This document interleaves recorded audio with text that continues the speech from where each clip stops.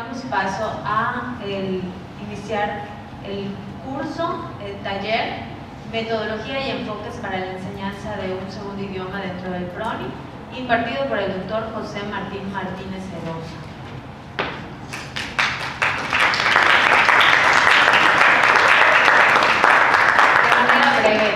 El doctor es licenciado en Administración y tiene estudios de maestría en Educación Especial y ostenta el grado de doctor en Ciencias de la Educación.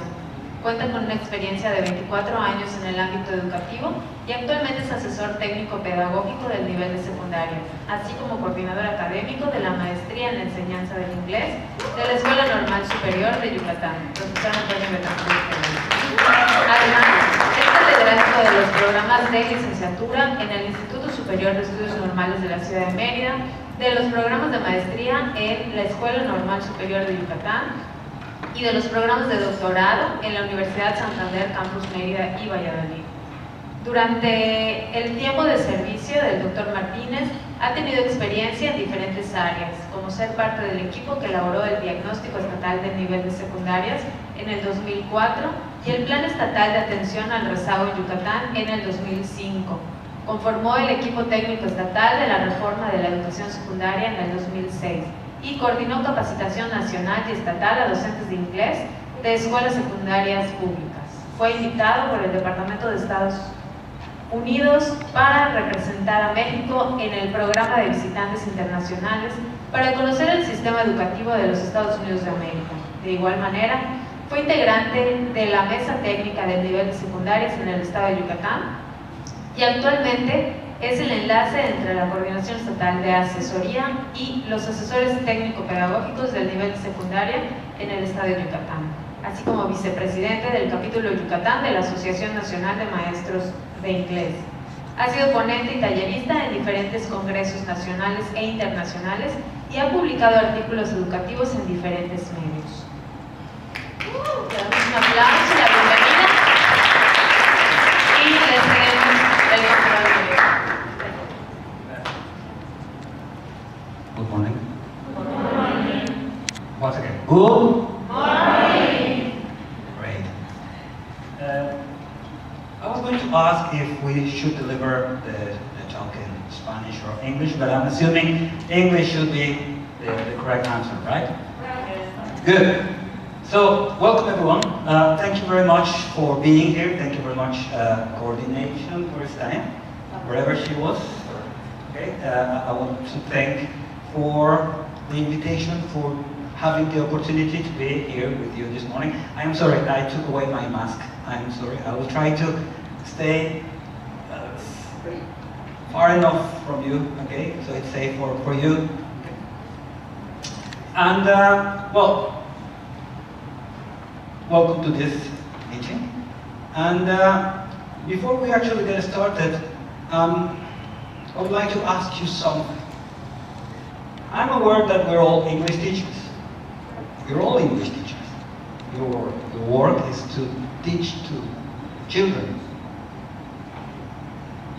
Now, let me ask you something. When we're talking about teaching English, what comes to your mind? What is teaching English for you?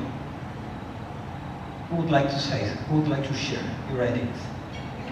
Yeah. Well, for me, it's like sharing a little bit of my knowledge for the people who are going to live in the future, you know, doing a better thing for society. Okay, sharing your knowledge. Okay. When you teach English, when we say, I'm an English teacher, what comes to your mind? What do you teach? I know, English, but when we're talking about English, what do you imagine when we're talking about teaching English? What do you teach? Who would like to share? Yes? I'm thinking more like a cultural connection. Good, cultural connection, great. Anybody else? Don't be shy. Café para todos, por favor. Yeah. Okay, the teacher, when I think about teacher is sharing about your experience, Okay. about the culture, tradition, about the country. Okay, good. We have two people thinking about culture. Okay? What do you teach? When you teach English, what do you teach? Yeah. We teach kids the way to express themselves in a different language so that people that do not speak their mother tongue can understand it better or understand it better. Excellent. Excellent. Great. What else? Who else would like to share? Nobody else? Come on. Okay. It's very early in the morning. It's after breakfast. It's what my sons, they usually say, disculpen papá, es el mal del puerco. Well, I really like what you said, okay? Because you mentioned cultural sharing, you mentioned communication, okay? You mentioned sharing what I know with kids. But in some cases, when people think about teaching English, these words usually pop out.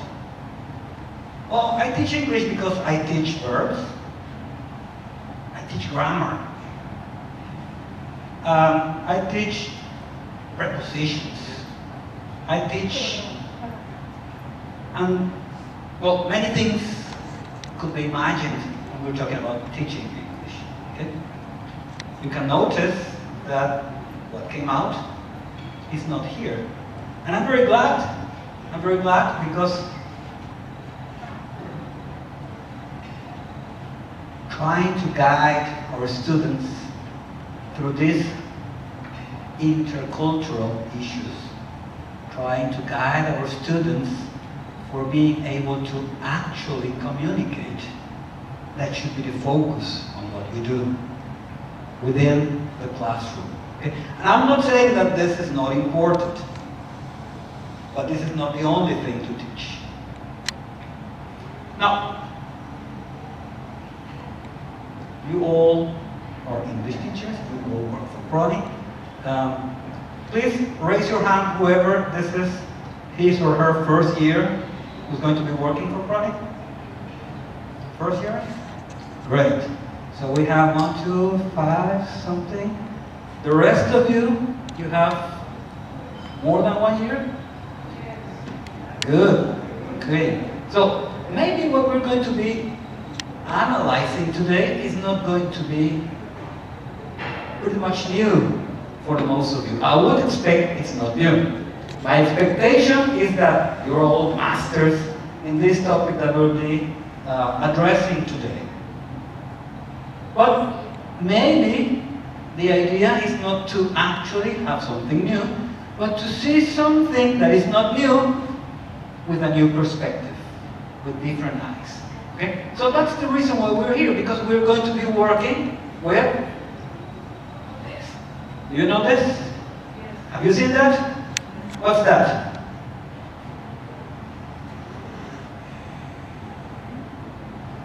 What is it? Ah, the program. Excellent. That's our syllabus. Okay? That's Programa Nacional de Inglés, PRONI. Okay? Plan y programas de estudio, aprendizajes clave para la educación integral. In other words, el Programa Nacional de Inglés 2017, which is the one who we are working with. Am I right? If somebody is not working with this program, raise your hand, please. Yeah, good. So all of you are working with this program. So I would assume, my expectation would be that if you're working with this program, I'm assuming that you have clarity regarding things like the purpose, like things that should be clear for all of us. Relax. This is not a quiz. This is not an exam. If you don't pass, that you will, okay? Nothing's going to happen, so don't worry. Now, for those who already know, which which is all of you, I think. Let's have a brief review on some aspects from this program. Okay? So, we know that PRONI starts here, preschool, okay? And goes along elementary school, and we should finish by secondary school, okay? According to the program, students should be exposed to English in a formal way for about 10 years, right? And those 10 years, I divide it into 4 what? 4 cycles. Right, exactly. 4 cycles. Okay. Now, we have the first cycle, which is this one, that starts from preschool and goes from 3rd grade of preschool to 1st grade and 2nd grade of elementary school. That's cycle 1. Okay? What's the goal? What's the focus of the program in cycle 1? This. I'm going to apologize myself, okay? Because we'll be switching from English to Spanish, okay? Because let me tell you something. I would like to share something for you. When I was introduced, somebody mentioned that I had some experience working with previous programs, okay? I was in charge of training teachers for Programa 2006, secundarias, way back, okay? Now, it's just like a catharsis, okay? Back in 2006, when we had that 2006 program, there was a change, okay, in the way how the program was conceptualized in many ways, okay? But one thing that was different from Programa 93, okay, is that from Programa 2006, the English syllabus was all written in English, okay? If you have the opportunity to surf the net and download the 2006 program, if you're not as old as I am and you don't have your program, okay, you can notice that all the program is written in English. Then we have Programas de Estudio 2011. There was a change, okay? And in Programas de Estudio 2011, the PRONI, which was the first version of PRONI, it had 2 versions within the same document, within the same book, okay? The first version, or the first part, was all written in English, and the second part was in Spanish, okay? Now, with our 2017 program, everything is in Spanish. So, in order to have it as it is and don't try to interpret anything in my own personal way, I am using some slides in Spanish as they are in the program, okay? So, I will say, going back to my business, okay? Then we have the stage, cycle 1, okay? Then we have cycle 2 within elementary school, okay? And cycle 2 goes from 3rd to 4th grade of elementary school. Cycle 3 goes from 5th to 6th, and cycle 4 is all secondary. Okay? And from cycle 2 to cycle 4, well, this is the stage of etapa de competencia y dominios básicos del inglés. Okay? Easy, right? But it's very important that you are very aware of this. Why? Because you will be working in any of these first 3 cycles, okay? Is it the same working for cycle 1 that working for cycle 2 or working for cycle 3? Not to mention cycle 4. Would it be the same? What would be the difference between teaching children from 1st, 2nd grade or teaching children for 5th to 6th grade?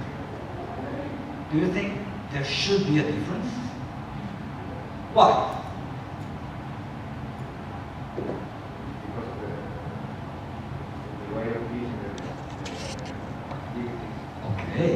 Good.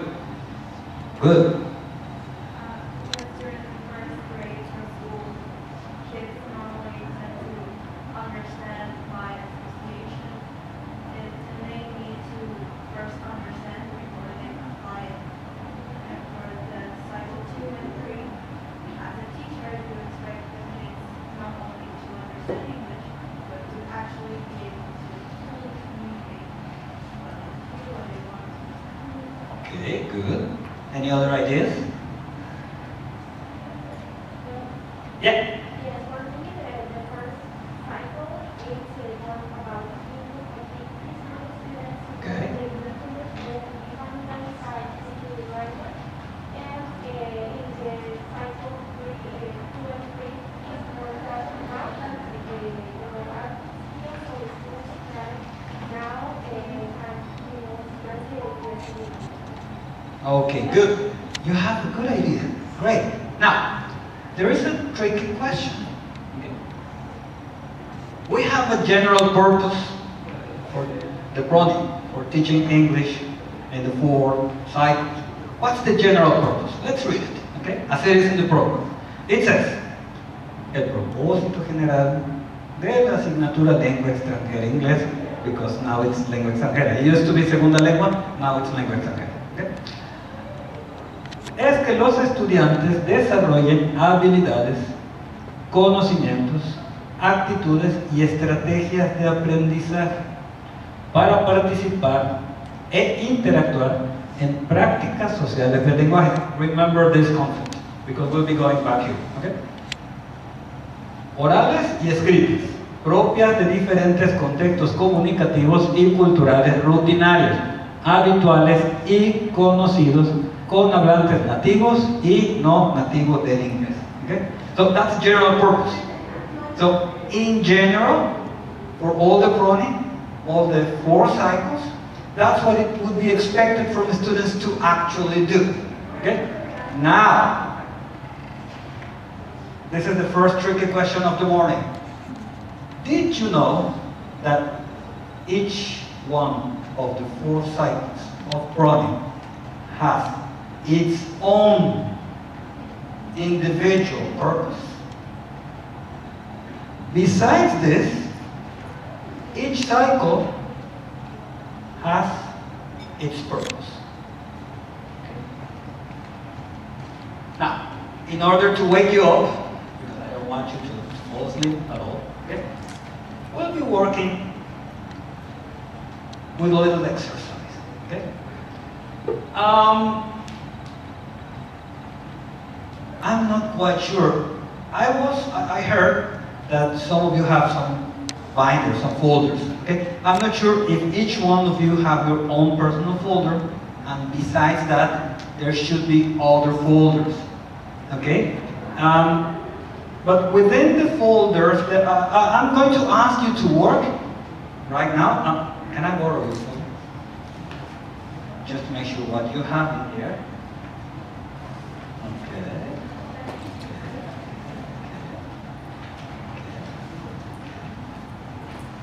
Okay, now, the one that is a personal folder, that's not the one I'm expecting. Se repartieron las folders con las actividades.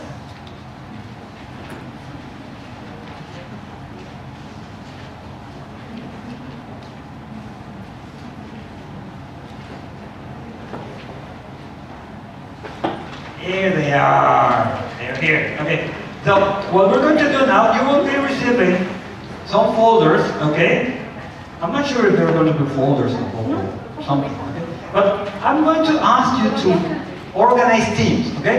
As you are in tables. For example, these 2 tables will be working together as a team. These 2 tables will be a second team, okay? Here, team 3, team 4, Team 5 and Team 6. Can you please join them to work together? Okay? Now, within the binders you are receiving for your teams, okay, you will find a chart, okay? A chart where it says cycle 1, ciclo 1, ciclo 2, ciclo 3, ciclo 4. And you should find also, okay, some cutouts where you can read the description of the purpose for each cycle. So what I want you to do is to read these cycle purposes and try to identify which purpose belongs to which cycle. Okay? Try to identify which purpose belongs to each one of the cycles. If you have two binders, probably you will be having two sets of copies. So, read them, discuss, reach a conclusion, and try to find which is the purpose for each cycle. There, exactly. Those ones.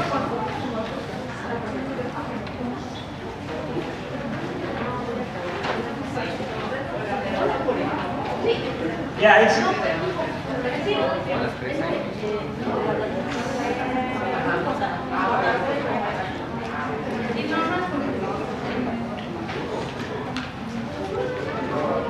yes. Find which one belongs to each. Yep.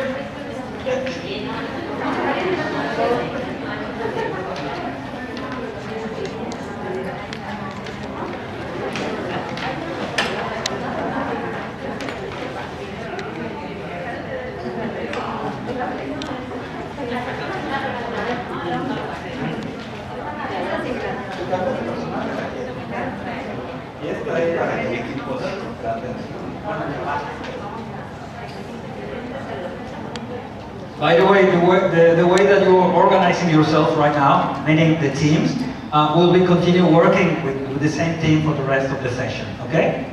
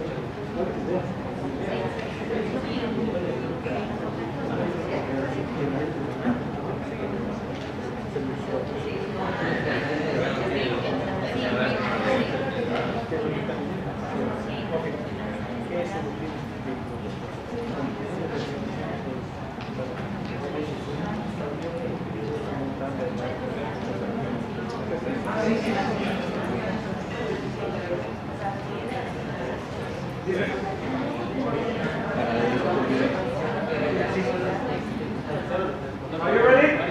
Yes. Are you all ready? Yes. Are you ready? ¿Desayunaron? Entonces con ganas. Are you ready?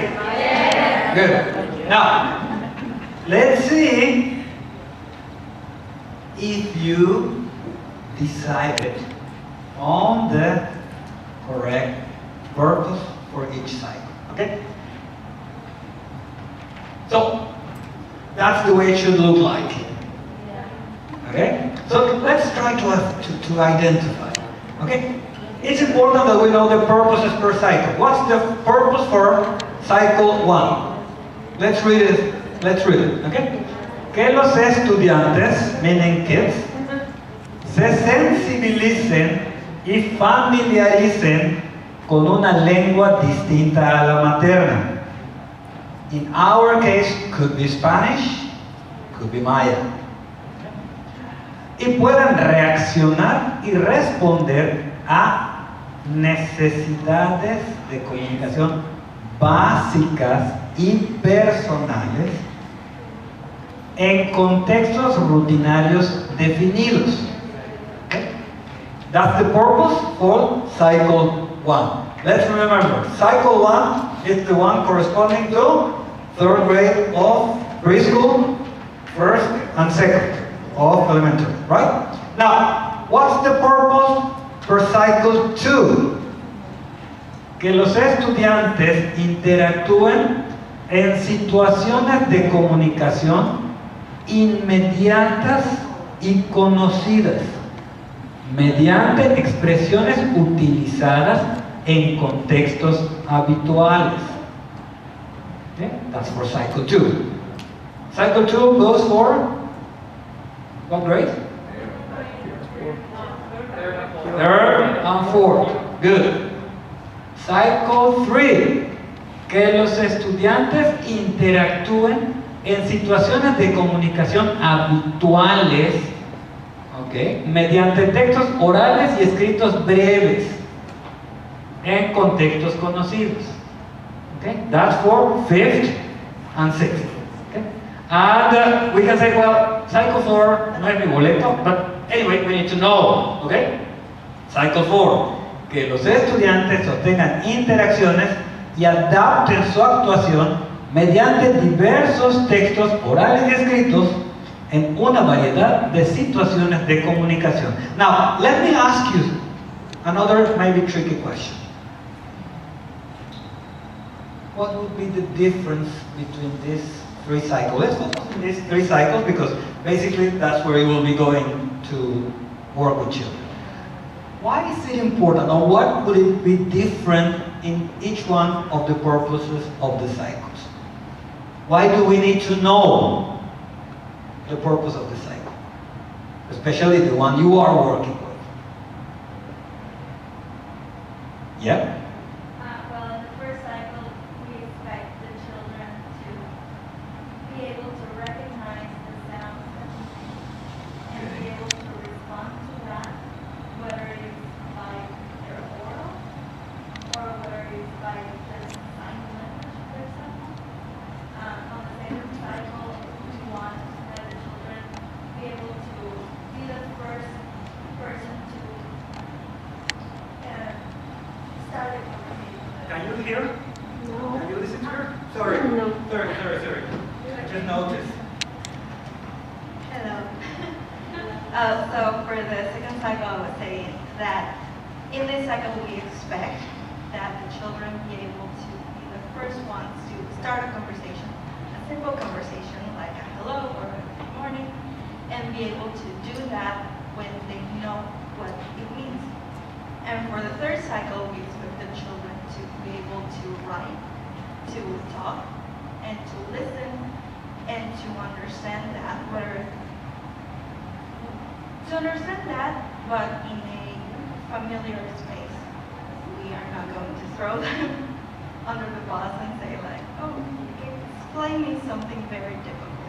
It's situations that they are familiar and they are in constant contact with, like saying hello, saying goodbye, talking about your family, or very basic conversations. It's like a progressive thing. Thank you. I I really like the way she said it's a progressive, okay? And we need to be aware of that progression, okay? Because this is the key point here, okay? And this is what it should lead us when we decide not what to teach, because that's the program, but how to teach, okay, the children. If you notice here, if cycle 1, estudiantes se sensibilicen y familiaricen, okay? You don't expect students to actually be speaking English, okay? But they can react and respond. Reaccionar y responder a necesidades de comunicación básicas y personales, okay? Básicas y personales. What can be basic, what can be personal? Lupita. The children are growing up related to the cycle. I grow well, yeah, exactly. That's the idea of the progression, okay? But what we need to have is this clarity. What should we expect from our children in this cycle? Okay? And we're talking about necesidades de comunicación básicas. I'm hungry. Want to sleep? Okay. I love you, mommy. Okay? En contextos rutinarios definidos. We cannot expect our children, okay, to talk about traveling by plane if they're here, cycle 1. Okay? They should be focused contextos rutinarios. What's the everyday routine of a child, okay, of that age? What do they need to know to be able to communicate básica y personal en esos contextos rutinarios? That's the key point. That's what we should keep in mind when we're teaching children from cycle 1. Okay? Now, if we go to cycle 2, that's a different story, right?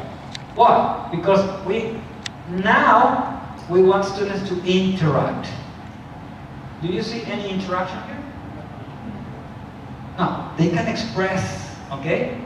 And they can respond, and they can react. When we say, cuando dice reaccionar, they can identify, okay? And they can react.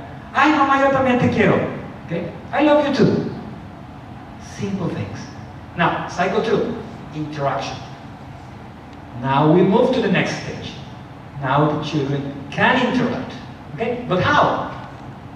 Situaciones de comunicación inmediatas y conocidas. Going back from here, contextos rutinarios definidos to situaciones de comunicación inmediatas y conocidas. Again, cycle 2. Which grades correspond to cycle 2? Do you remember? Third and fourth. Imagine, what are the ages of children of third and fourth grade? 9, 10. Okay? Yeah, exactly.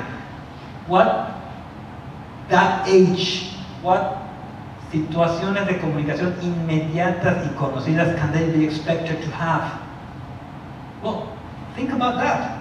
And now, mediante expresiones utilizadas en contextos habituales. Now, they will start using the language for interact, but within contextos habituales.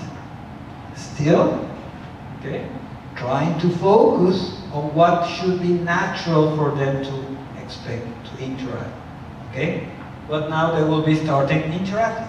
Now, if we go to cycle 3,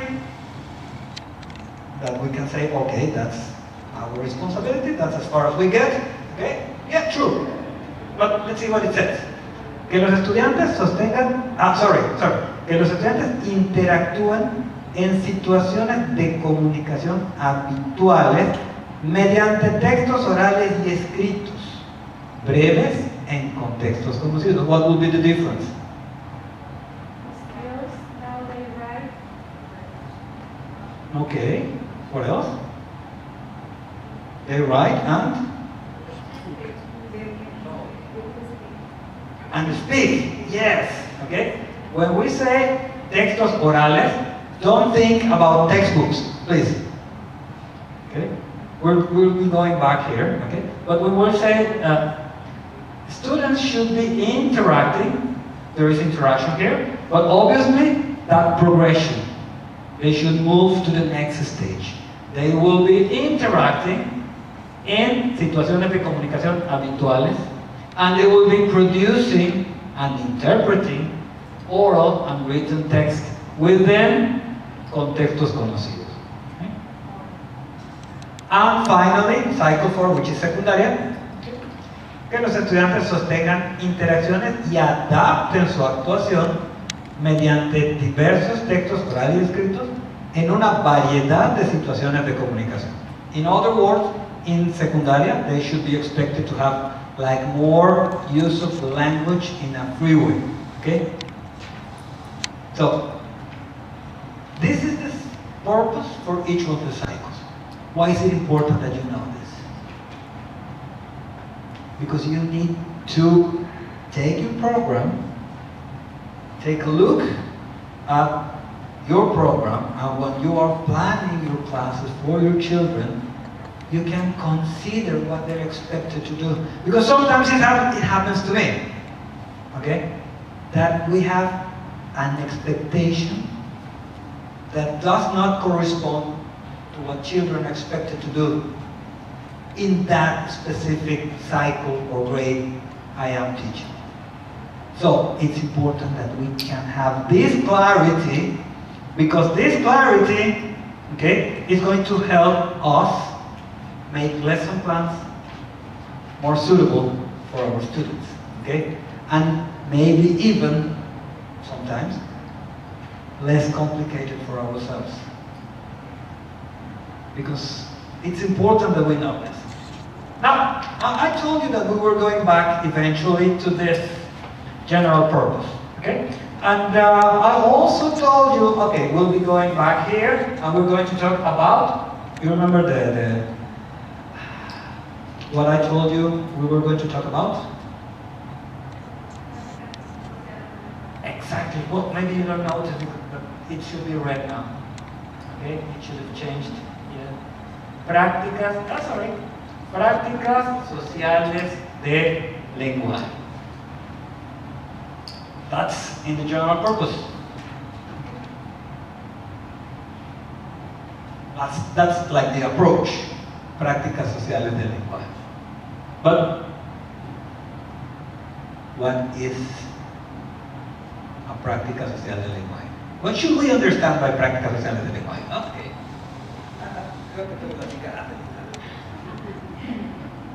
Well, I understand it by we expect children not to be perfect at English, but to be able to communicate, to interact, and to be a social human in a world where English could be first language. Okay. That goes for native speakers. And that's good. Yeah, you have a good idea. Now, as you are in teams, I would like you to discuss a little bit, what do you think a práctica social de lenguaje is? Okay? Maybe you have heard about that, maybe you have read about that, maybe you studied that for your any kind of exam you have been. Okay, but let's see how much you can remember. What's a práctica social de lenguaje? In your teams, I will give you 1 minute to discuss, and let's see what it comes out from this discussion.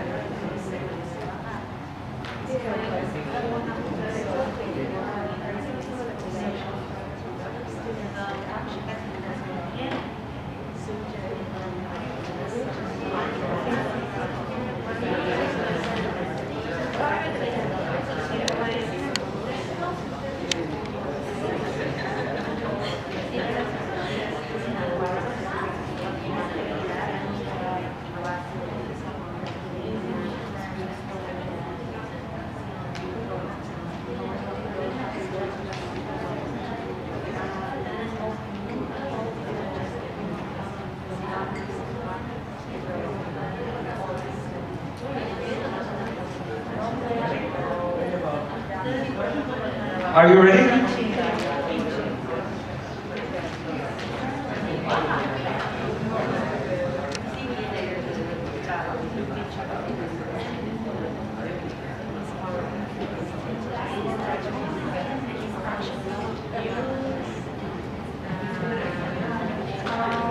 Okay. Thank you. Thank you very much. Now, who would like to share? Which team would like to share your idea of práctica social de lengua?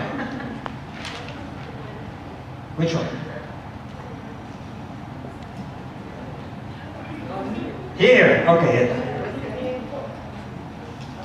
For us, it's a social relationship that we have in different contexts, and including the function of the language. The functions. Okay. Communication. Excellent. Functions, communication. Okay. Anybody else would like to share your ideas? Okay, thank you. We mentioned about the first skills. It's important to share, to identify the first skills to develop this language. And it's according with writing, listening, speaking, and the first skills. Thank you. Okay. They're talking about the skills. Se sintió la presión del maestro. No se extrañó unas horas que hablaron. Okay, good. Now, yeah, you have a close idea, but it's important that we know what is according to theory or the program. What does PRONI say about práctica social del lenguaje? According to the program, a práctica social del lenguaje es pautas o modos de interacción que además de la, take a look at this, producción o interpretación de textos orales y escritos, incluyen una serie de actividades vinculadas con estas, con la producción e interpretación. Cada práctica está orientada por una finalidad comunicativa, which is as they say, okay? Y tiene una historia ligada a una situación cultural particular. And I'm going to remark this, okay? Because a while ago I mentioned, every time you listen about PRONI, textos orales y escritos, we're not talking about textbooks, okay? We're not talking about class activities, okay? We're talking about a rationale that goes about producción e interpretación de textos orales y escritos, meaning what you use, okay, in order to produce something which can be of two different natures, written or oral, okay? A letter, okay? A conversation, and I really invite you to, as teachers, I know, I'm aware, it's difficult. Try to change your chip, okay? And move away the word dialogue and put it into conversation. Okay? Conversation is like more natural. It's what we usually do in real life, okay? Rather than practicing a dialogue. Let's better practice a conversation, okay? And now, this is according to PRONI. There are other authors who has written about social languages, social practice of the language. Sorry. For example, Castello, Lapino, and Paoli, they say son acciones que se realizan con textos orales y escritos. Acciones, ¿okay? En determinadas situaciones de comunicación y para lograr ciertos propósitos, remark, comunicativos. Pero justamente porque son prácticas, no son solo los textos. Okay? We need to use.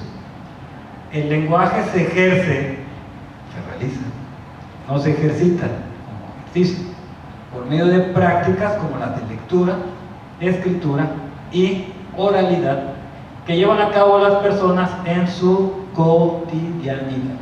Now that you have read what is social practice of the language, in your own words, who would like to share? Now, what is social practice of the language for you? In your own words, who would like to share?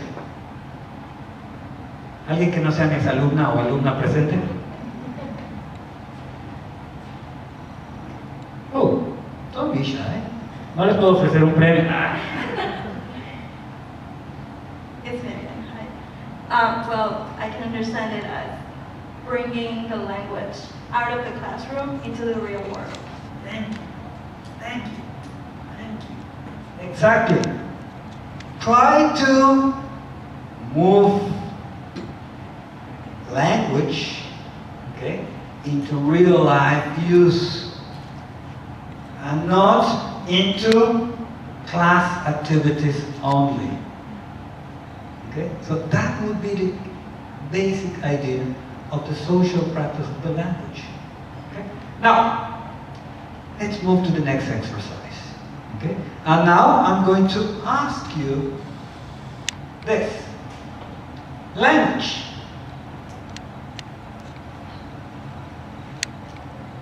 What do you use language for? In real life, every day, what do you use language for? Now, for going through this, I'm going to invite you. Did you all bring your cell phones? I'm assuming you have your cell phones. Now, have you worked with Mentimeter? Yes, I'm going to invite you to access to the Mentimeter webpage, okay? And if you want to scan the code, you can scan the code from here, okay? And go through this voting activity and vote, and you are going to select 3 words, okay, of what do you use a language for, and select 3 words and send your selection, and according to what you are saying, we'll be organizing a word cloud that we're going to check right now. Okay? This is the voting code from Mentimeter. You need to dial in your browser Mentimeter, access to the Mentimeter webpage, and you access to the voting code, or you can scan this Q code. But if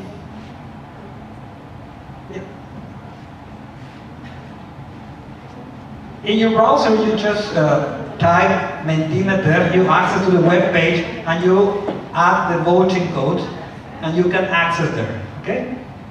Please do so. Just one word, right? Just one word. 3 words, okay? Each one of the, you have 3 options, okay? 1 word for each option. Do you see my point? Let's see how it should look like. Here we are.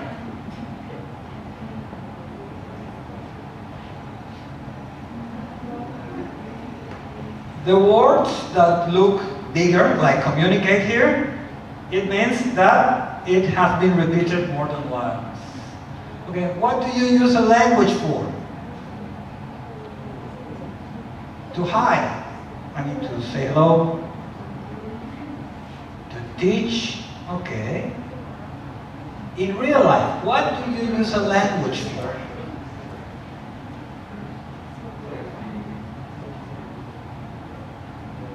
To work. Good. For relationships. Okay? Meaning for interaction, right? To talk, to communicate. Good. To say goodbye? To say hello? To know, to learn? Okay? For traveling, okay? For understanding somebody else when you travel. Good. Good. For social life. This is good. I like this one. Social life. Where is it? Where's social life?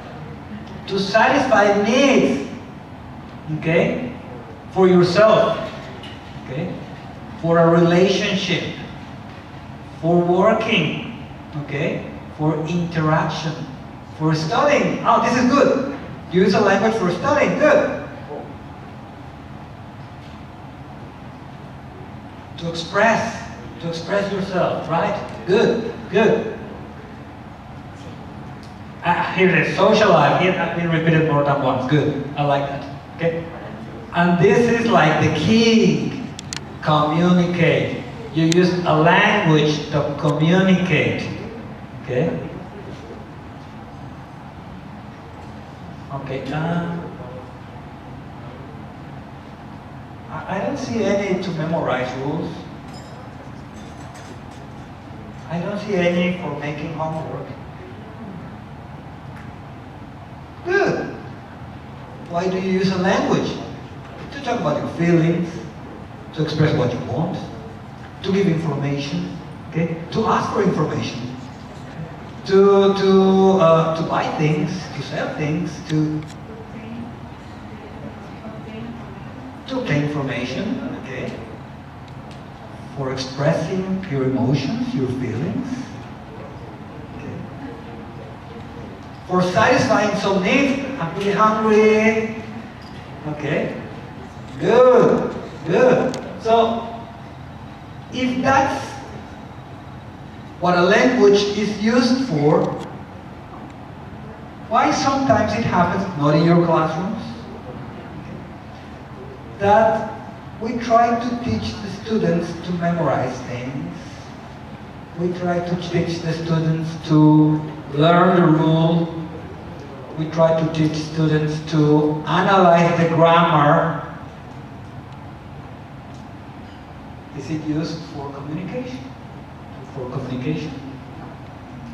Now, when we were analyzing that key element of the prácticas sociales del lenguaje, social practice of the language, okay? You all mentioned it's for communication, for using the language for a real use in a real environment, okay? For actually using the language for what? For expressing, for interacting, for having a social life, okay? For expressing what you want, you need, what you feel. That's how we should focus the way to teach the language within the classroom. I'm not saying forget about grammar, but let's not focus on grammar. Let's focus on communication. That should be the key, okay? To what level? To whatever level corresponds to the cycle you are working with. Okay? So that's like the key point. Thank you very much for your participation. I hope you feel really proud of your work out here. I am. Okay? I really like what you expressed. And as English teachers, as language teachers, not only English, even if you are teaching Spanish, okay, we should be analyzing the language for this, for having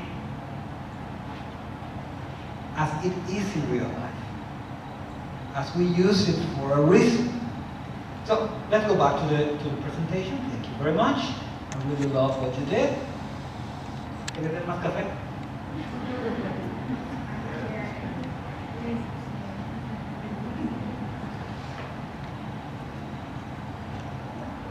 Okay.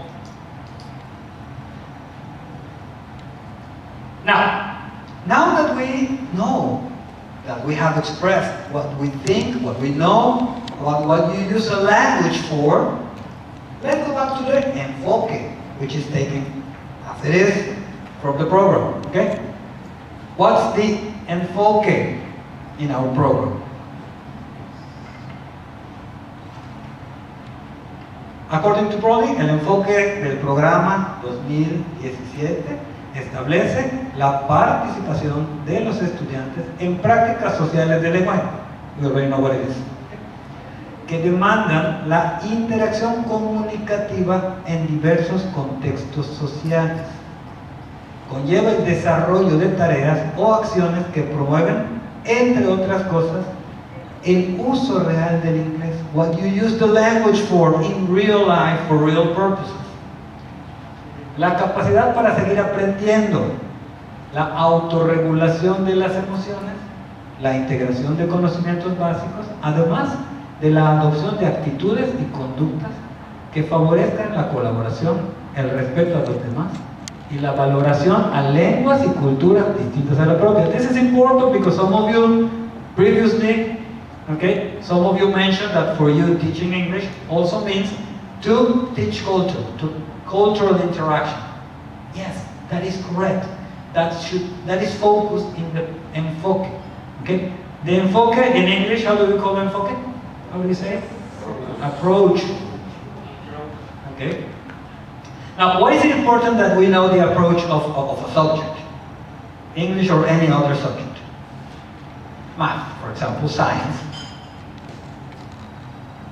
Because by having clarity on the enfoque will guide us teachers to decide on how to teach the contents. Okay? The approach, el enfoque, is leading you to what is expected for students to achieve, to actually do whatever they're learning in the subject, in our case, in English. Okay? So that's why it's important to have clarity on the approach of the program. Now, I am assuming, I am aware that you know this. If you take your program, you can see that the organization of the syllabus, it's organized in what it is called for the program, organizadores curriculares. And these organizadores curriculares correspond to two important elements. One, los ambientes sociales de aprendizaje. And two, las actividades comunicativas that students are expected to achieve. Now, this is how it's organized. Now, let's talk about ambientes sociales de aprendizaje. According to the program, according to the syllabus, to the organization, to the curricular organization in the PRONI, we have three different ambientes sociales.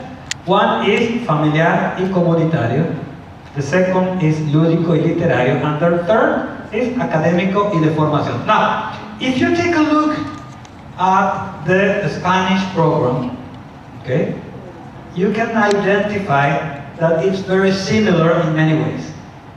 Okay? So if you are curious enough to take the syllabus of Spanish, segunda lengua materna español, you will identify that they also have like ámbitos familiar y comunitario, ámbito lúdico y literario, y ámbito académico de formación. We in English don't have ámbitos, we have ambientes. What would be the difference between an ámbito and an ambiente? And that's important as well because we need to have that clarity.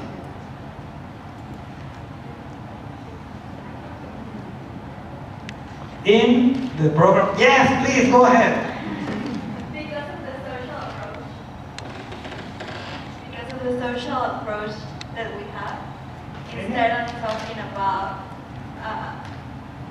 like an academic approach, we're talking about a social.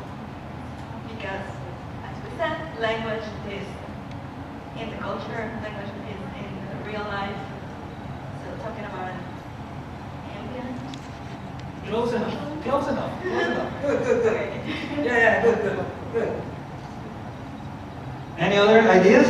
What would be the difference between ambiente and ámbito? Ámbito is more like an area, and then ambiente will be the environment in which you are relatively close. Yeah, closer. We're getting closer. Okay. Any other ideas? ¿Ya vieron que no he pellizcado a nadie que dice algo que no es correcto?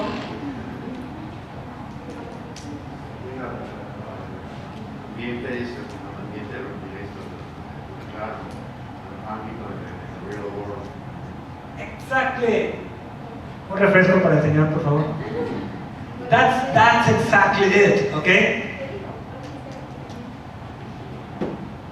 El ámbito, if you take a look at the Spanish program, el ámbito familiar y comunitario, lúdico y literario exists everywhere, okay? It's everywhere, we're moving on. That's el ámbito, okay?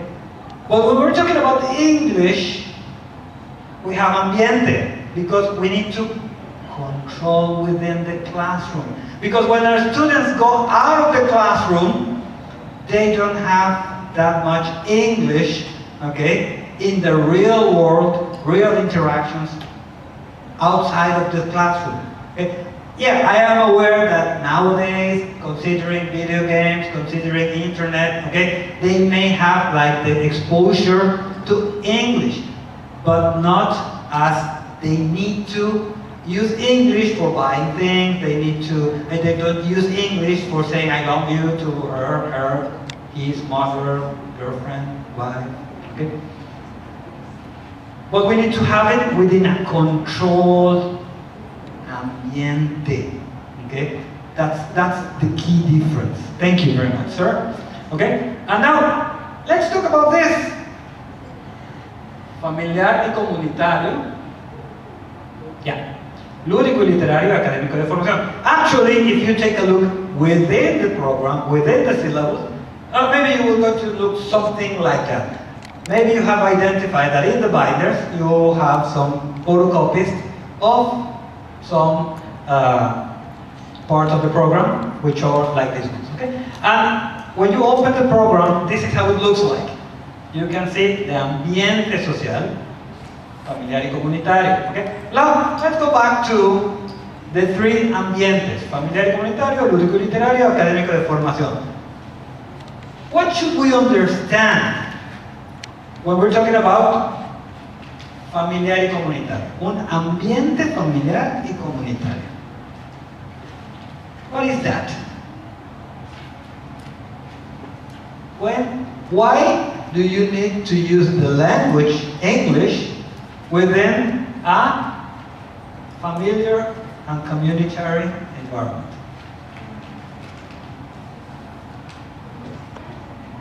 What kind of English do you think you need to use if you are within un ambiente familiar y comunitario? What do we just...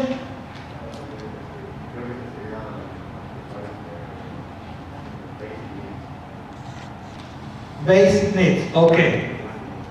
Like, an idea? Exactly, okay? When we're talking about familiar, let's not confuse. We're not talking about family. We're talking about something that is familiar for us because it's in everyday life, okay? It's the kind of language you use for an everyday situation. Okay? When you go to the store, when you go to play, when you're talking, chatting with your friends, okay? And communitary because it's considering what you need, the kind of language you need to use within your community for things that happen within the community. Okay? For example, if you need to have like going to the doctor, for example, going to the police station, I hope you never need to do that, okay? Going to the grocery store, going to the barber shop, that's what you use, that's the community, okay? So, familiar y comunitario is the kind of language you need to use for everyday situations within what is happening in real life within the community. Okay? What kind of language do you have? What kind of language do you need? Okay? When you go to the store, when you go to the also, how do you buy a Coke? Okay? Do you need to say, excuse me, sir, do you happen to have a bottle of Coke around here? I don't think, maybe you do. Maybe you do, I don't. But anyway. Okay? So, when we're talking about this ambiente social, it means that the kind of language we need to use with our children when we're teaching that ambiente is the regular language we use every day for any situation. Now, how about literario y lúdico? Lúdico y literario. What do you think we need to use in this ambiente social?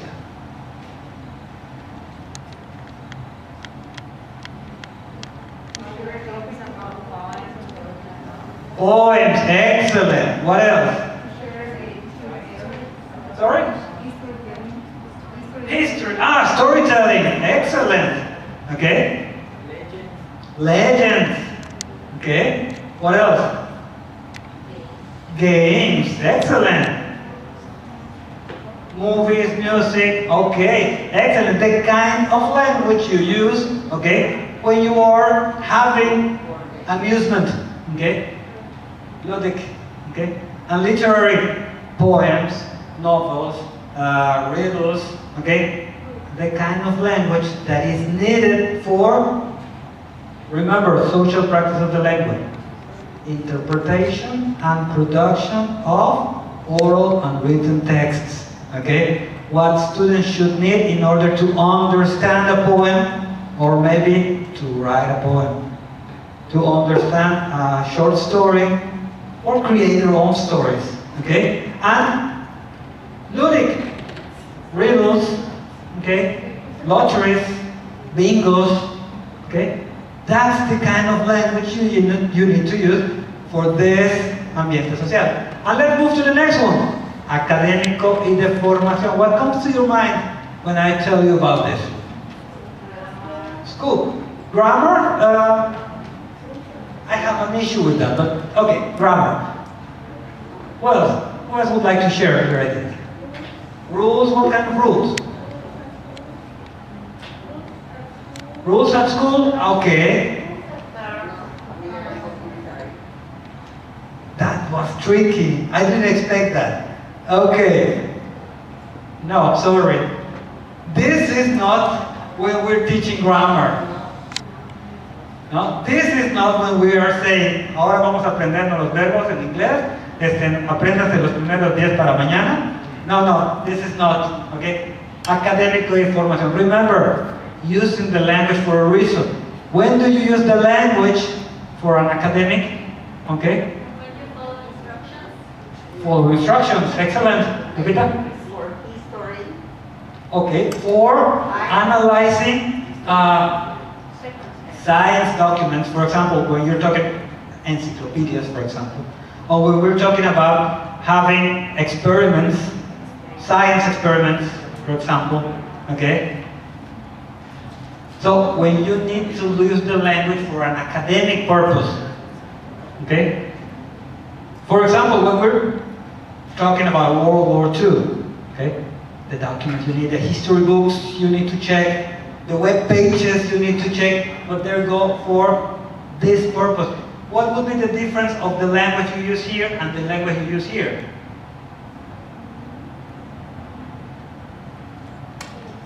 Which one is more formal? Of course, okay? So in here, you need to use a different language. It's the same English, okay? But in a different way, more formal, okay? When you use it for an academic reason. And in here, for an everyday reason, okay? So, why is it important that you know the difference?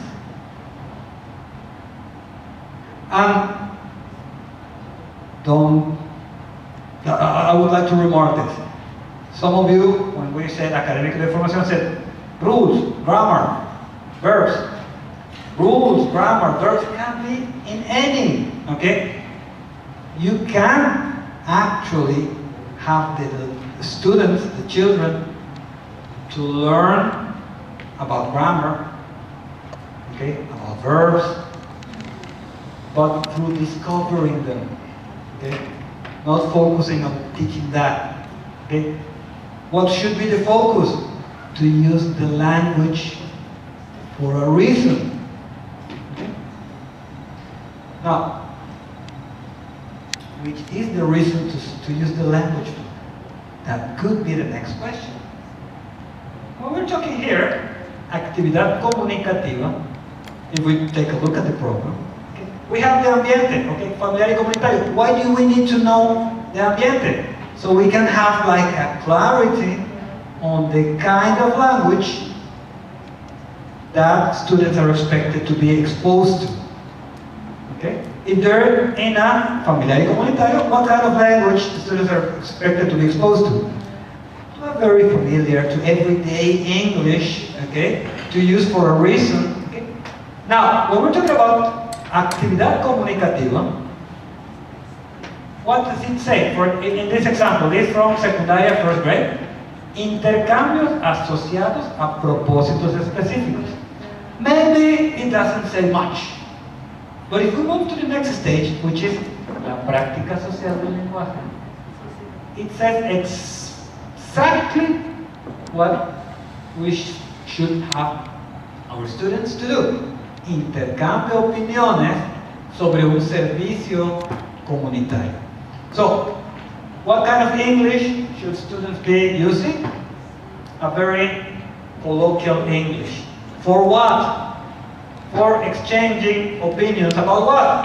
About a community service. Okay? So, what students should be doing? I'm aware that we have aprendizajes esperados, and that's what students should be doing within the classroom in order to what? To achieve this. Okay? And these teachers, in my opinion, personal opinion, is the most important thing that we should keep in mind. Okay? What my student should be able to do with the language, what my students should be achieved using the language, is práctica social. Oh, what content? I don't know.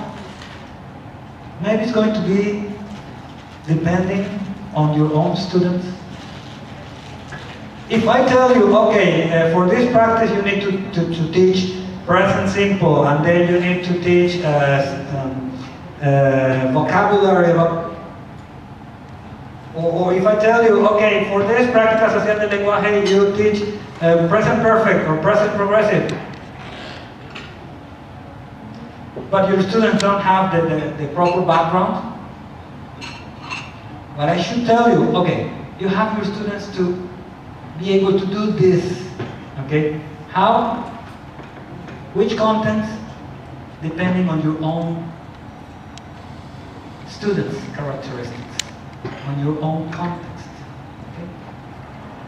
What you need to be aware of is to try to guide your students in order to be able to do this. But what if my textbook is including too difficult exercises, and my students don't really understand the textbook? Well, that's the reason why you should focus on the program rather than the textbook. Tricky question, what is a textbook?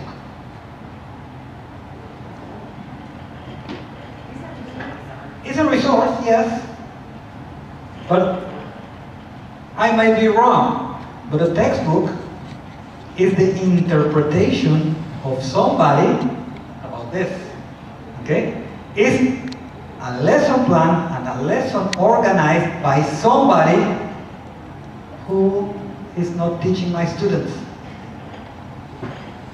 who don't really know my students, don't even know my school.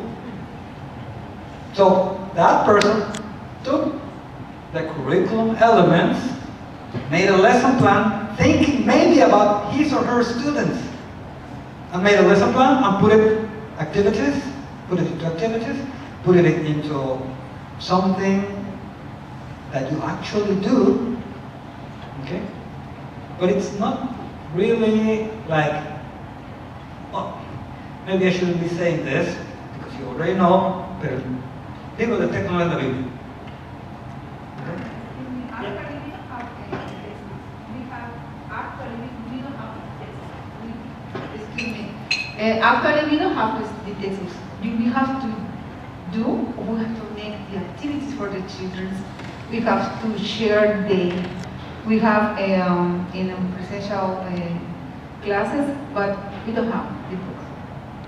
We have to change. We have to share them. We have to practice them. In oral practice and writing, some of the children have a lower knowledge, so we have to adapt in class. Thank you. By the way, go ahead. Since she was saying that we don't have the textbook, but in primary and in preschool, we have the problem that it's not the same textbook for everybody. Is it the same secondary school? I was going to mention that, okay? Okay, sorry. I was going to mention that. Maybe in some of schools you don't have textbooks, but maybe in some other schools you do have textbooks. And maybe in the same school, within the same class, you have 2 or 3 different textbooks. That happens. También pasa en secundaria. Is it the same secondary school? It's the same, okay? It's the same, okay? Different editorial, different activities, yeah. Sometimes even different contents, yeah. Yeah. That's why you can you use, am I banning the textbooks? No, of course not, okay? They time savers, okay? They save you time to find activities, but you can adapt them. You can adapt the activities, okay? According to the needs and the level of your student. For what? For this. So they can achieve this, okay? The social practice of it. What you need to assure is that your students can achieve the social practice of the language. Meaning, what? They will be using the language for. If they learn by heart a list of verbs and they know the grammar, but they cannot do this, sorry, you didn't do a good job. So you should be focusing on this. Okay? Now, it's important that we have clarity on the program. It's important that we have clarity on this. Okay? If we happen to have a textbook, good for you. Okay? Use it in the best possible way. Porque también el dinero que hace pago. So, use it. Now, I have a task for you. Maybe you have noticed, because I know you're curious, and you have noticed that in the binders that you got, okay, in the envelopes that you got, besides the chart with the purposes, okay, you also have like different samples of taken from the program, okay, when you can identify something, something like this, okay. Now, what was my idea of this progression? Okay? It was important for me to, number 1, that you are clear that each cycle has a purpose. Okay? And that purpose should guide us to decide, okay, what our students should be doing. Number 2, that we have clarity on that we should focus on this. Okay? We should have like our goal set here for my student, not for me, obviously. Okay? And considering this, within the envelope, you have like a sample of cycle 1, cycle 2, cycle 3, and I think even cycle 4, okay, of samples from the program, okay? From an element similar to this one, to this curriculum organization. Okay? Now, what I want you to do within your same teams you are working with is take the purpose of the cycle, okay? Take the curriculum organization of that cycle, because you can identify it, because I think one is from 1st or 2nd grade, the other one is for 3rd, 4th grade, okay? So you can now, you can know which cycle it corresponds to. No? Now, you, within your team, take, my expectation is that you can do for the 4 cycles, okay? Now, take the example you have in your envelope, identify the cycle, check what the cycle purpose is, and then identify the social practice of the language.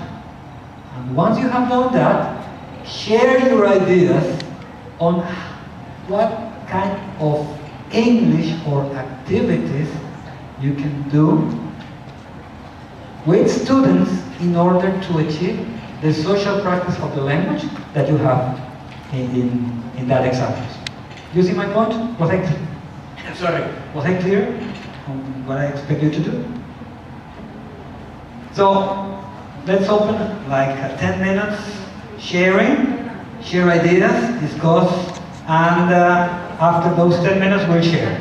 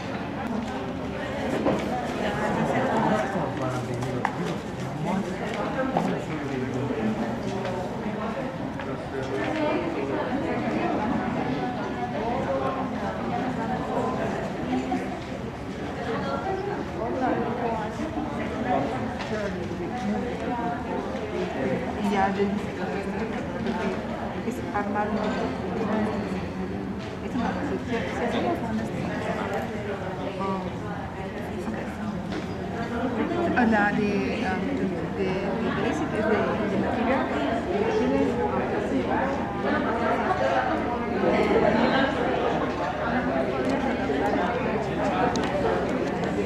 Algo más cotidiano o actuar para eso, como acercarlos a algo, digamos, de moda, no sé, a lo mejor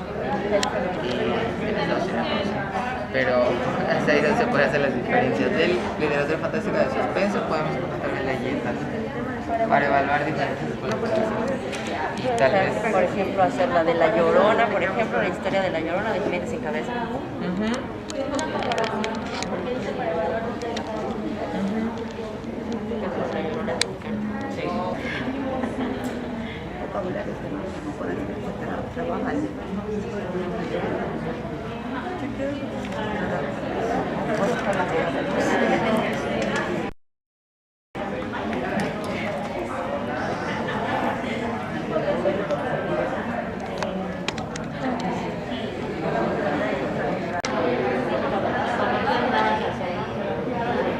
Okay, are you done? I know, I'm aware you have a lot of ideas. No worries.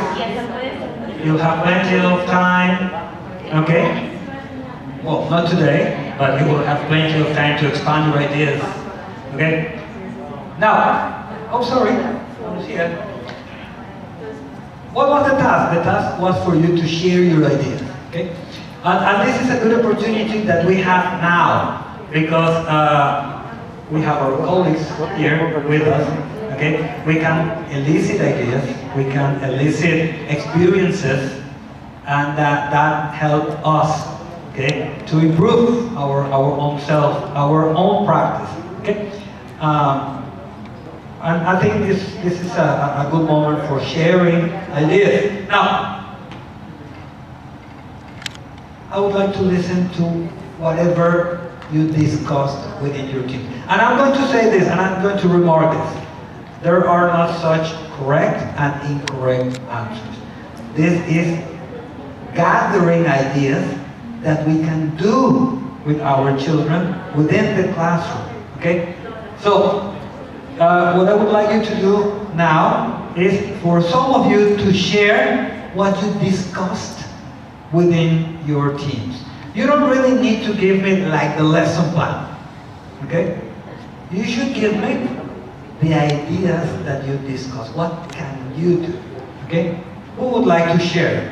Which team would like to share? Yeah, please.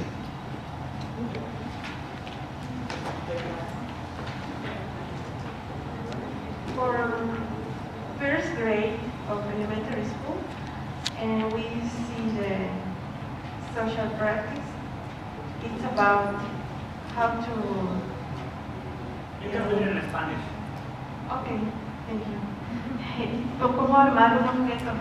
Dice, práctica social del lenguaje, lee instructivos ilustrados para armar un objeto. Bueno, relacionamos esta práctica social del lenguaje con lo que son los sequence markers. Creo que viene relacionado, más o menos como para describir un proceso, una receta, pero pusimos un ejemplo, aquí estamos comentando con las maestras, que una actividad acerca de realizar máscaras, enfatizando lo que son los sequence markers. Por ejemplo, instrucciones como first, trace the mask, then color, next cut, finally wear and have fun, according to the letter of first grade of elementary school. Excellent. Thank you very much. A big round of applause for them. By the way, have you noticed that I do this? Do you know what it is? Yeah, he's clapping and playing with it in Mexicano. Yes, it is. Yeah. Yeah. Thank you. Gracias. Lengua de Mexicana. There are Lengua de Mexicana, Mexican sign language, and there is American sign language as well. Okay? It's different. As English and Spanish, okay, for sign languages, there are differences between the different American, English, Mexican, okay? It's good to know. Who else would like to share? I thought you wanted to share. Go ahead. Yo quiero compartir una clase que tuve en el curso pasado de primaria baja, ¿no? Entonces, basándonos en la clase de primero, no sé, pero el año pasado los niños de primero eran niños que directamente entraron a primaria y no tuvieron conocimientos básicos, que es el de autor del preescolar. Entonces, mis clases se basaban mucho en música, cantos, para motivarlos, ¿no? Entonces, cuando llegaba nada más me faltaba la guitarra, ¿no? Y en esa clase de los instructivos, yo les puse una clase previa, la canción de Pizza Party, no sé si la han escuchado. La canción te dice todo. Entonces, finalmente, la clase del cierre, ellos tuvieron, ya sabiendo la canción, los pasos y todo, ya sabían en un breve vocabulario los ingredientes, lo que iba, y así que cuando se hizo al final la clase lúdica de formar en 4 partes la pizza, quedaban fascinados, ¿no?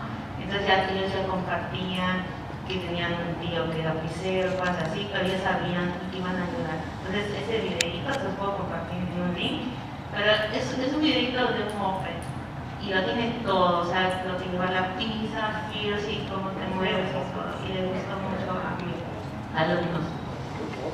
Y esto fue pizza favorita de Madrid y les gustó mucho y fue una comunidad que tuvieron que aprender a usar los colores que no habían tenido contacto. Y mi compañera nos compartió que ella hizo en hojas, construyó un origami de un perrito y un gatito.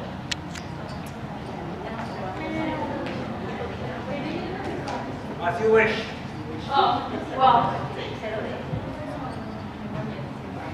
Well, in the case, I create an origami for my students.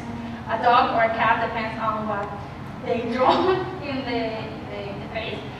Well, in my opinion, I think that before to do this activity, they need to know the basic commands: cut, fold, color, draw. Another different commands, a vocabulary. Of course, we need a previous vocabulary to do this kind of activities. Well, that's what we did. Thank you. A very big round of applause for them as well. Thank you. Who else would like to share?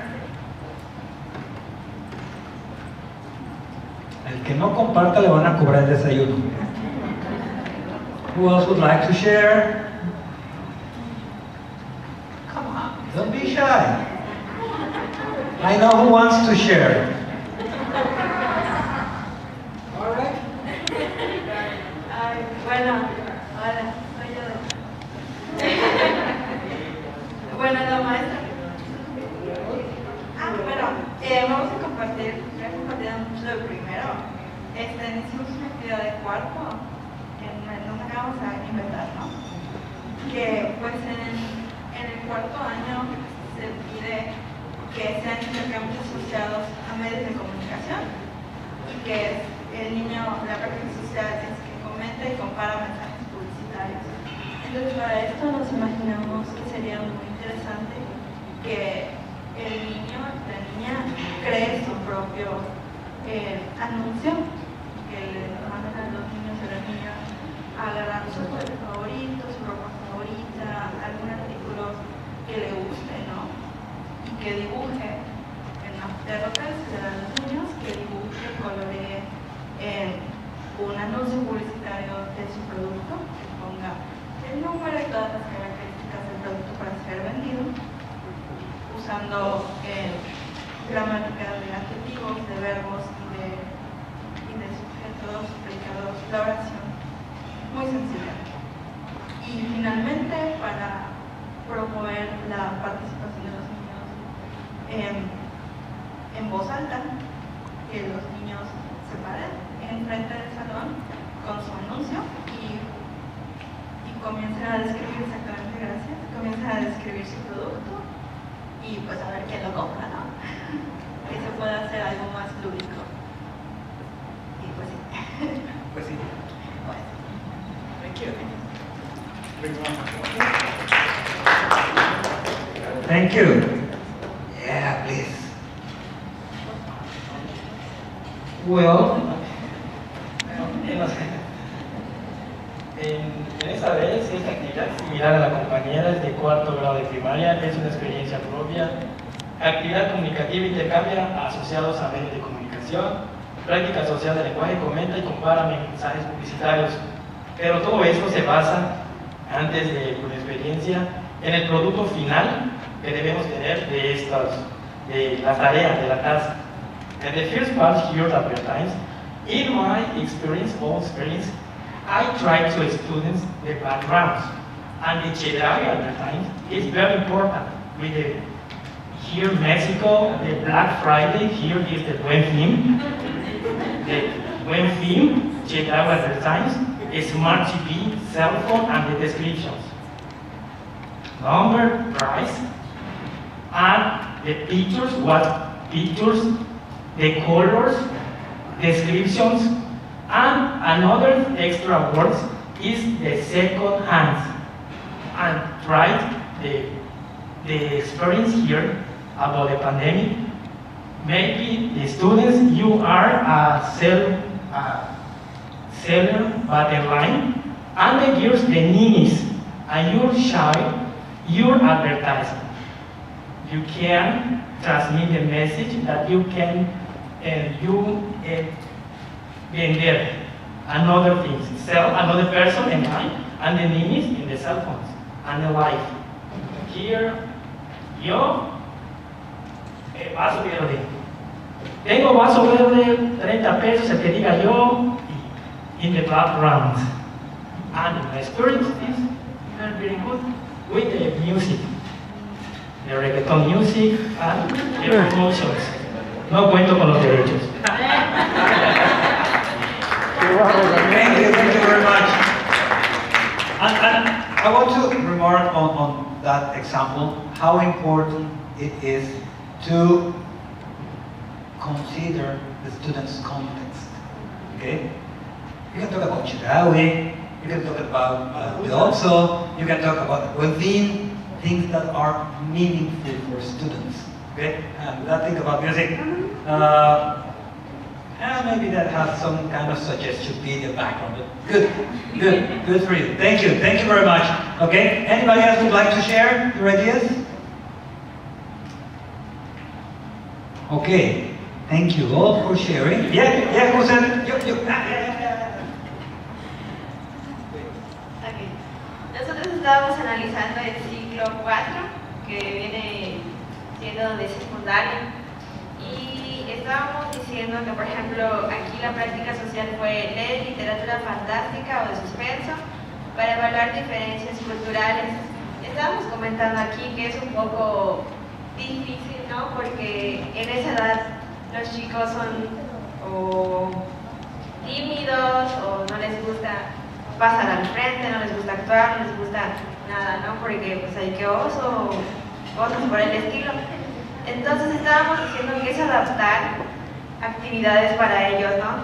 Dependiendo del contexto y de pues, las necesidades del grupo. Pero una idea que dieron aquí es que en este de la literatura fantástica los podríamos juntar en minas, que uno investigue una leyenda, un mito en inglés, ¿no? O algo, y el otro una leyenda en español, o sea, mexicana, y que entre ellos dos analicen qué diferencias hay o no sé, sí, las diferencias más que nada, cómo son las cosas allá, cómo son las cosas aquí, el vocabulario que se usa, para que se haga eso, ¿no? Ese intercambio cultural, para que después pues puedan pasar en minas, no tanto como para actuar, sino que se caractericen y puedan explicar más o menos, yo leí tal cosa y venía esto y el otro lo mismo, ¿no? Pero son de diferentes contextos, uno en inglés y uno en español.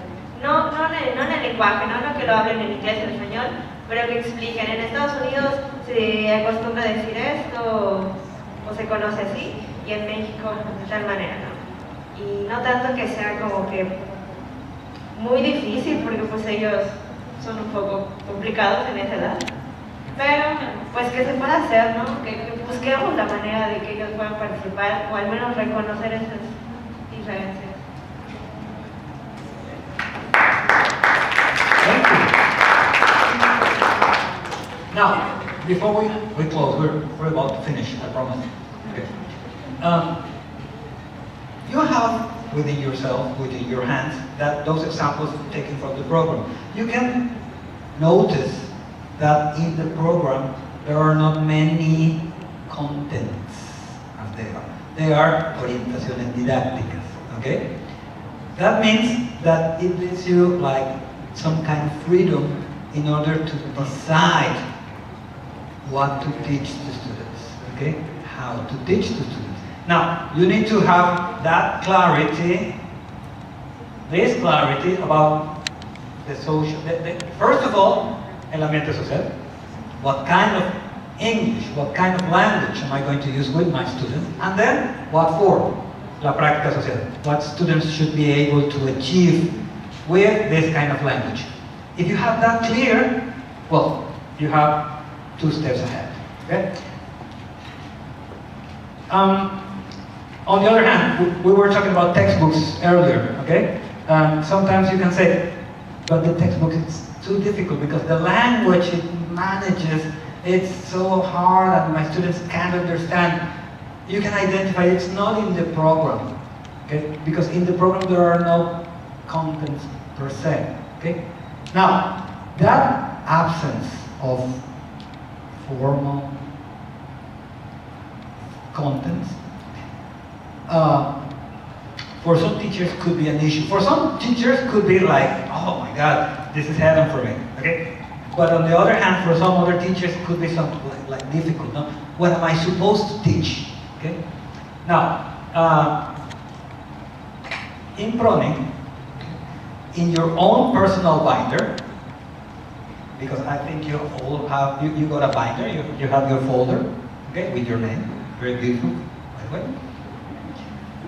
Maybe you have something like this.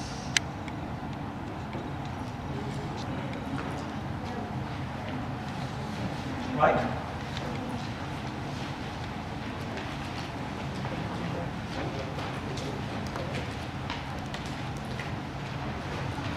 And also something like this, right?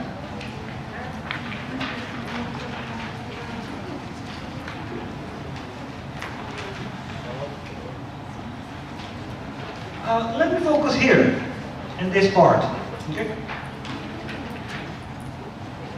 If you take a look at your program, okay, you can identify that in the program, as I just said, there could be or could not be contents per se. There are some didactic suggestions, okay, and ideas, and yes, as the teacher did mention, okay, that would be the nature of a different talk, okay, of another meeting. Hopefully, if I get invited again, if I don't get fired from here, okay, if they invite me again, then we can talk about the use of didactical projects, okay. So that's the idea, how to address the language for this program through projects, through language projects. But in the meantime, okay, in the meantime, and when we meet again, if ever. In the PRONI, they give you something like this, okay? Now, we can identify that from the program, we have, like the práctica social, we have el ambiente social, and the communicative activity, la actividad comunicativa. We have analyzed this, and this today, okay? We also have aprendizajes esperados.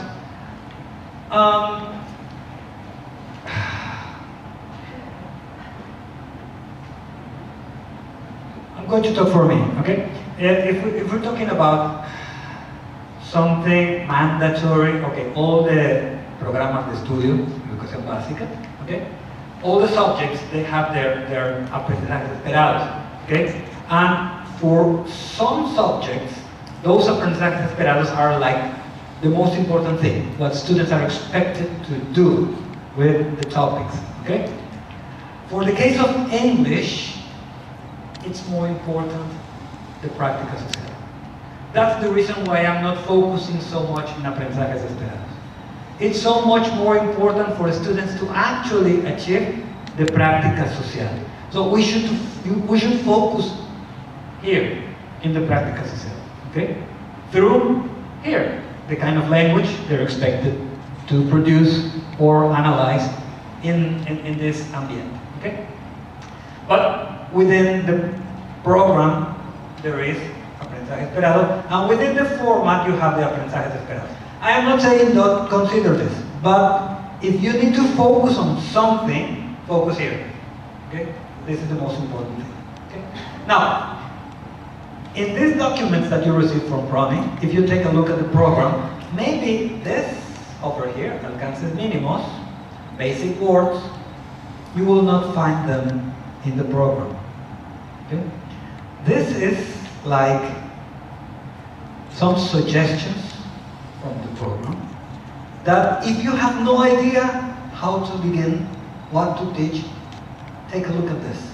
Okay? And from here, you organize this with this kind of language. Okay? But it's not like the Bible.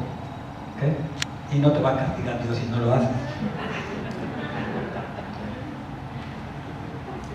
You can use these ideas you're getting from the program, but you can use different things. You can add things.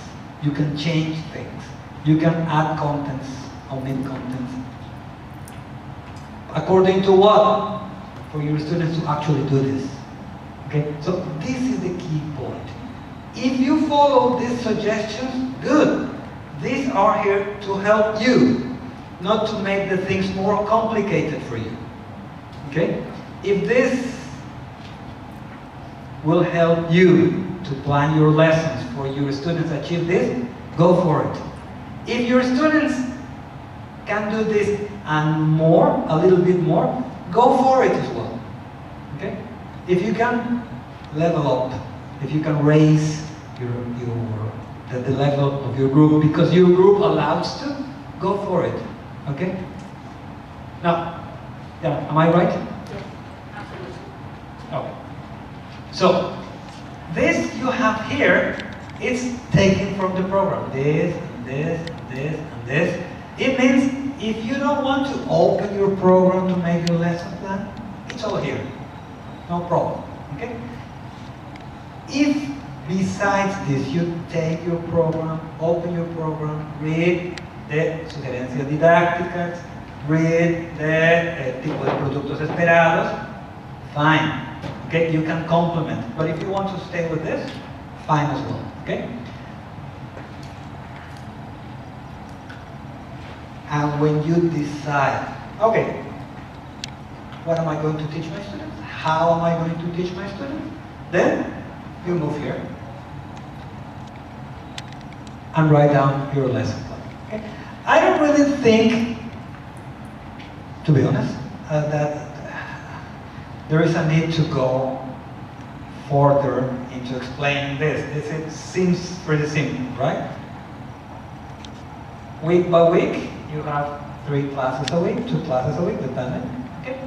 Class 1, class 2, the time, activities, warm up, development, wrap up. Okay? In simple words, to write down how you are planning to actually teach your children. I have, and again, this is a personal opinion. Okay, I have always believed that you need to know what you're going to do in the classroom. Okay, and your lesson plan is that, your guide of what to do in the classroom for the 40-50 minutes you will be teaching your students. Okay, so if I am going to spend some time of my life writing a lesson plan, well, it better is for making my own life easier, okay? Not just to fulfill an administrative requirement, okay? That's my idea. Okay? But I know that you are expected to deliver your lesson plans to PRONI. So what I am saying, if you de todas maneras lo tienen que entregar, okay, try to make it useful for you. Okay? And that's my idea regarding this. Okay? And going back to the presentation. We've been here, we've been here, we've been here, and before we actually end, is there any question? Quejas no son conmigo, quejas son allá con el programa. Yo solo atiendo preguntas.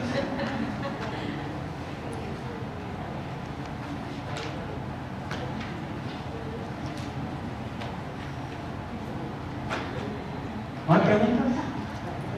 Ya se quieren ir, ¿verdad? Okay, if no other questions, then all I have to say is thank you very much.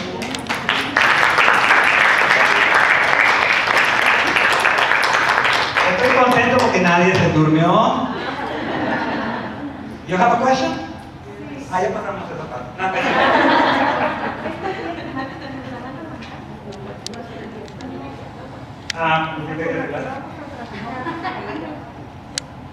¿Cuál día Vamos a basar nuestra planeación en una guía temática que nos creíamos cada mes, cada año.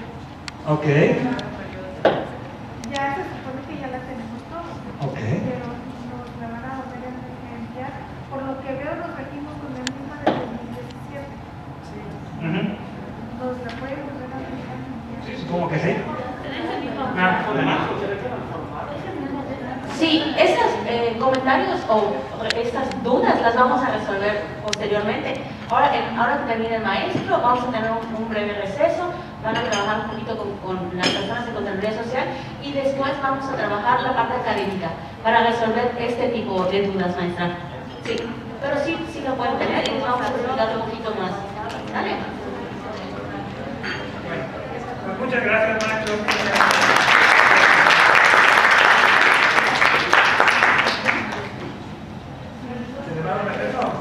Muchísimas gracias.